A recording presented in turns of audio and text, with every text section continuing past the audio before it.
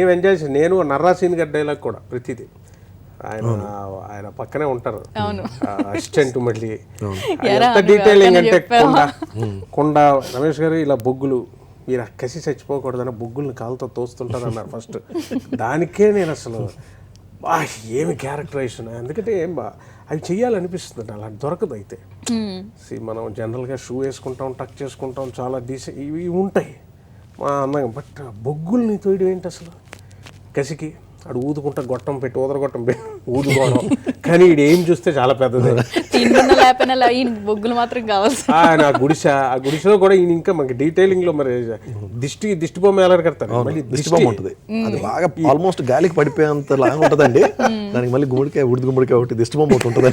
ఇల్లు అయినా సరిగ్గా ఇవ్వలేదు ఆయనకి మీరు మరి శిక్ష కాటమరాయుడు వేసిన శిక్షకి ఆడ 20 సెంట్లు 22 అంటారు. అది కూడా జనాలకి అది కూడా తీసుకోలేదు. ఇగో లోపల ఉందండి, ఇగో ఆ 2 నాది. ఆ ఫైట్ చేసి ఎక్స్ట్రాడినరీగా ఉంది. నేను ఇక్కడ షూటింగ్ వెళ్తున్నా, అక్కడ ఫైటర్స్ దగ్గర నుంచి పవన్ కళ్యాణ్ గారు అంటే ఫ్యాన్స్ విపరీతంగా ఉంటారండి. అక్కడ మాస్ జనం ఎవరైనా ఇప్పుడు డ్రైవర్స్ తీసుకున్నా, టచ్అప్ గాయస్ తీసుకున్నా, ప్రొడక్షన్ బాయ్స్ తీసుకున్నా, అక్కడ మీకు ఆయన ఫ్యాన్స్ విపరీతంగా ఉంటారు ఎక్కడ చూసినా. వాళ్ళందరూ అసలు మెంటల్ ఎక్కేసినట్టు మాట్లాడుతుంటే వాళ్ళు చూసి అది చాలా ఆనందంగా ఉంటుంది.